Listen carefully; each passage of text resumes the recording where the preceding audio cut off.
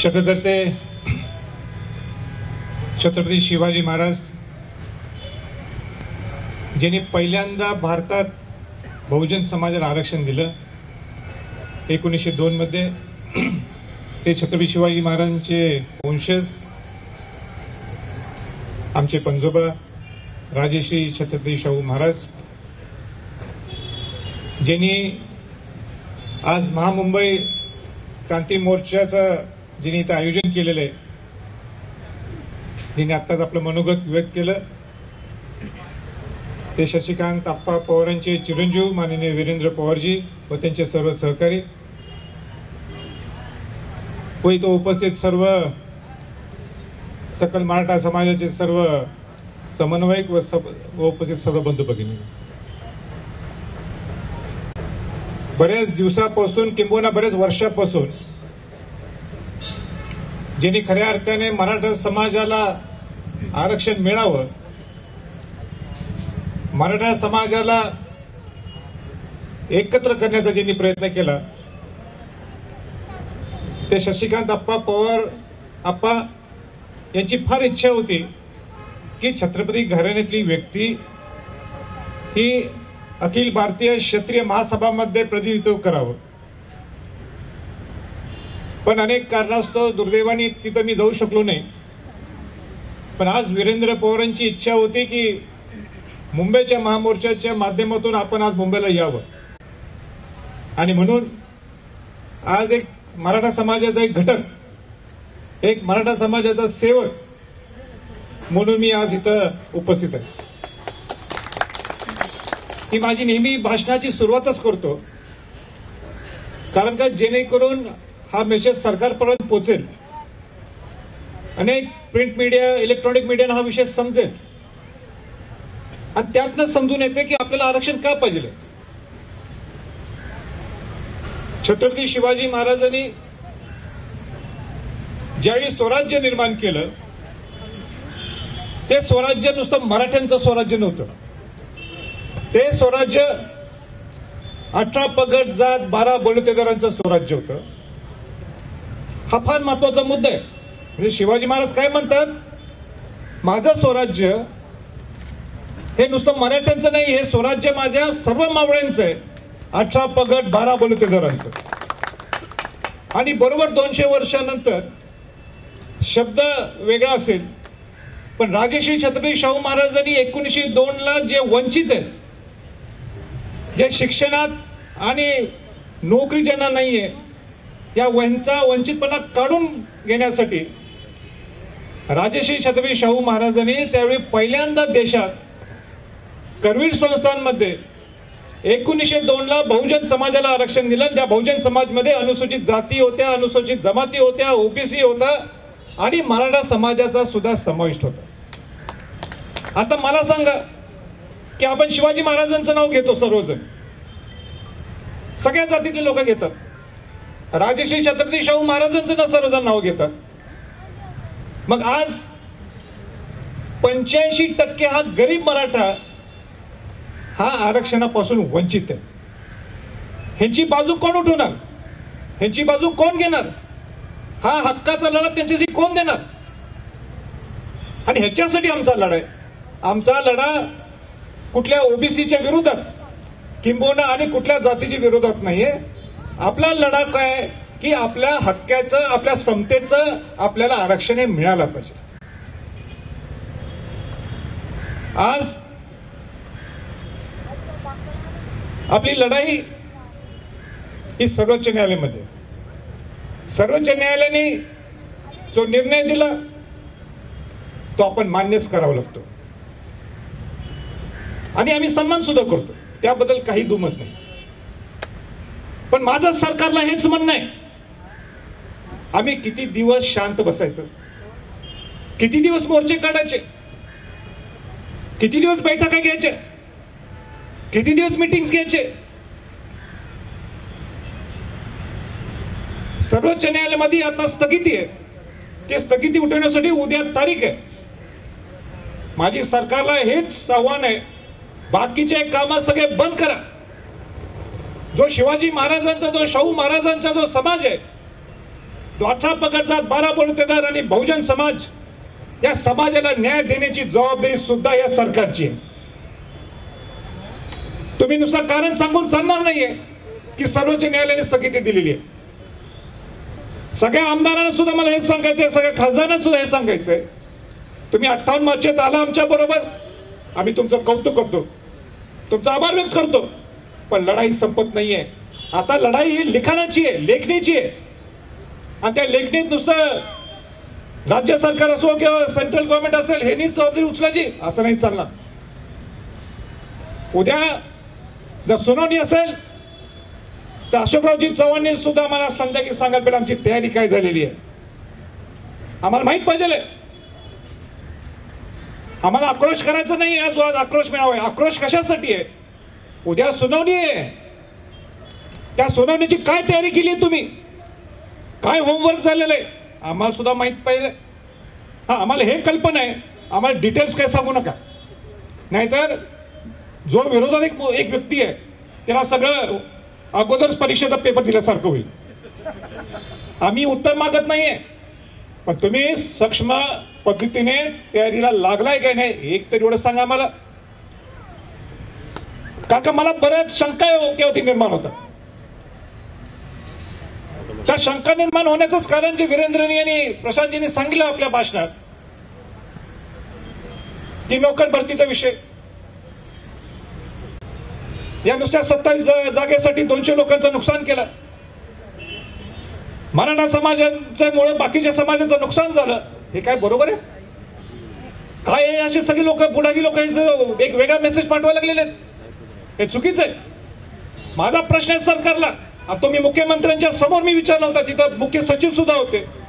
माझा प्रश्न आहे ते 420 जे जागेत एमपीसीचे 2019-20च्या त्या का भरल्या नाहीत अजून? तुम्ही का भरत नाही? काय कारण आहे तुमच्याकडे न भरण्याचं? त्यामध्ये 127 मराठ्यांचे आहेत, 50 एसीबीसीचे आहेत आणि बाकीचे उर्वरित जे एसीबीसी बसत नाही ते मराठ्यांचे आहेत. पण ठीक आहे, इथं आम्ही नुसतं 127 मागत नाहीये, आम्ही 420 लोकांचं, इतर समाजातल्या लोकांचा सुद्धा मी आग्रही आहे. याच्याबद्दल काय बोलत नाहीत, नुसतं नोकर भरती काढायची. मला सांगा, महावितरणमध्ये अनेक वर्षापासून प्रलंबित या नोकऱ्या आहेत. अपॉइंटमेंट ऑर्डर दिली नाही, परीक्षा का घेतली? मग तुम्ही का घेताय परीक्षा? काय एसपीसी झाल्यानंतर सुद्धा अनेक तलाठींच्या पासून अनेक नोकऱ्या अडकलेल्या आहेत. किती? 3,500. काय यांच्या नोकर भरती होत नाहीत? आणि नवीन नोकर भरती काढायची. हे तुम्ही न कळत मराठा समाजाला फसवावं लागलंय आणि इतर समाजामध्ये तेढ निर्माण केलंय मराठा समाजाने इतर बाकीच्या समाजामध्ये. हे चुकीचं आहे. ज्यावेळी आपलं आरक्षण ला स्थगिती दिली होती 1 वर्षासाठी, लगेच दुसरा डाव काढला. EWS चं आरक्षण आपण घ्यायला पाहिजे. GR निघाला होता, GR निघणार होता की मराठा समाजाला आपल्याला आर्थिक सेंट्रल गव्हर्नमेंटचं जे 10% आरक्षण आहे, आर्थिक दुर्बल घटक आपण आरक्षण देऊ. आपल्याला एससीबीसी जर घ्यायचंच नसेल तर आपल्या सरकारकडे सुद्धा जायचं गरज नाही, ते आपल्या हक्काचंच आरक्षण आहे मग ते 10%. आणि म्हणून तो GR आम्ही सर्वजण सकल मराठा समाजाच्या सगळ्या लोकांनी तो कॅन्सल करायला लावला. कारण तुम्ही एका समाजाला हे देऊ शकत नाही ज्यांना आरक्षण मिळत नाही. उदाहरण म्हणजे अनुसूचित जातीमध्ये नाहीत, जमातीमध्ये नाहीत, ओबीसी मध्ये नाहीत आणि राज्य एससीबीसी मध्ये त्यांना ते आपोआप लागू होते. पण माझं तर हेच म्हणणं होतं, आम्हाला सुद्धा सेंट्रलचं एससीबीसी सेंट्रलचं आपल्याला आरक्षण मिळतंय 10%चं EWSचं, पण राज्याचं मिळवायचं असेल तुम्ही जबाबदारी घेता का की आपल्याला एससीबीसीच्या या स्थगितीला धोका नाहीये? तुम्ही घेऊन द्या. जो पण आरक्षणाची लढाई तो पण आपण 10% आरक्षण घेऊ, पण दोन्हीकडनं खेळून चालणार नाही. अनेक लोक मला मंत्री महोदय म्हणतात की EWS घेऊन टाकू आपण आणि पुढे बघू एससीबीसीची लढाई चालू राहून दे. द्या लिहून, द्या अंडरटेकिंग करून की आपल्या मराठा समाजाचा एससीबीसीच्या आरक्षणाला धोका नाही. आम्ही सर्व सकल मराठा समाजाचे लोक सगळे ओपन आहोत. आम्हाला कोणाच्या आरक्षणाचं काढून घेऊन आम्हाला धोका द्यायचा नाही. आम्ही सरळ मार्गाने आम्ही निघालोय. आम्हाला एससीबीसीचं आरक्षण द्या. आणि ज्या एससीबीसीचं आरक्षण हे कोणी दिले? मागासवर्गीय आयोगाने मराठा समाजाला सामाजिक मागास हे सिद्ध केलेलं आहे. विधानसभेत आणि विधान परिषदमध्ये हे कायदा तयार झाला, कायदा पारित झाला. 42 मुलांनी आपल्या आत्महत्या केल्यात. आपलं जीवन मराठा समाजासाठी दिलेलं आहे, आपल्या अनेक येणाऱ्या नवीन पिढीसाठी दिलेलं आहे. हे जीवन व्यर्थ जायचं का? ह्याच्यावर कोण बोलत नाही. 58 मोर्चाची कोण चर्चा करत नाही. आता शांतता प्रियने एवढे मोर्चे निघाले होते, त्याची दखल कोण घेणार? मी अधिकारी वर्गांना सुद्धा सांगू इच्छितो, तुम्ही मराठा समाजाचा संयम बघू नका. मी अनेक अधिकाऱ्यांना बोलतो, ते निवांत असतात. मी टॉप लेवलचे अधिकारी म्हणतो, घरी धरायला लागलेत आम्हाला. मराठा समाज हा केव्हा कायदा हातात घेत नाहीये. हे शिवाजी महाराजांनी दिलेले संस्कार आहेत. पण किती चिडवायचं, किती त्रास द्यायचा. परवाची सुद्धा जी सुनावणी होती, आपलं काय गडबड झाली मला माहित नाही. मला पूर्ण आपल्या सुप्रीम कोर्टाच्या सगळ्या वकिलांच्या बद्दल पूर्ण विश्वास आहे, जोरात आपली बाजू ते मांडतील. पण आम्हाला सुद्धा सरकारने सुद्धा वेळोवेळी आम्हाला सांगायला पाहिजे. आज सुद्धा वेळ गेला नाही. आज तुम्ही एक मिटिंग घ्या. उपसमितीची मिटिंग झाली का हा प्रश्नचिन्ह आहे. उद्या सुनावणी आहे ना, उद्या स्थगिती उठणार की नाही उठणार ह्याच्याबद्दल सुनावणी आहे. माझा प्रश्न आहे की मिटिंग झाली का? सामान्य प्रशासनाचा सचिव हा दिल्लीत पोहोचलाय का? या सामान्य प्रशासनाचा सचिव अपॉइंट झालाय का? हा सुद्धा मला मोठा प्रश्न आहे. जर झाला असेल तर त्या या सगळ्या वकिलांशी मिटिंग घेतली का? ठीक आहे, तुम्ही काय मिटिंग मध्ये चर्चा करता ते आम्हाला घेणार, पण आम्हाला सांगा तर आम्हाला कसा विश्वास पटणार सरकार आमच्या बाजूने.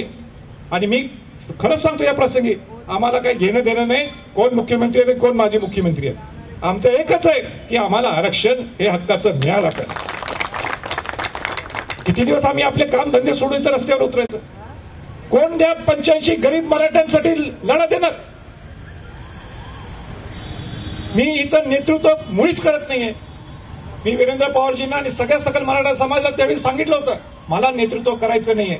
कारण मला आठवतंय 4 एप्रिलच्या त्या मोर्चाला पुढे जाण्यासाठी सगळे पळून गेले. 9 ऑगस्टला सगळे पळून गेले. मुंबईची टीम आणि माझी ठराविक लोकच दुसरे तिथे थांबले होते, ज्यांनी मला स्टेजवर नेलं. आणि मी का स्टेजवर गेलो? तिथं वाद विवाद आणि अनेक गोष्टींची मी इथं ओपनली बोलू शकत नाही. पण आता ह्याच्या पुढे या गोष्टी सगळ्या चालणार नाहीये. तुम्ही ठोस भूमिका घेणं गरजेचं आहे.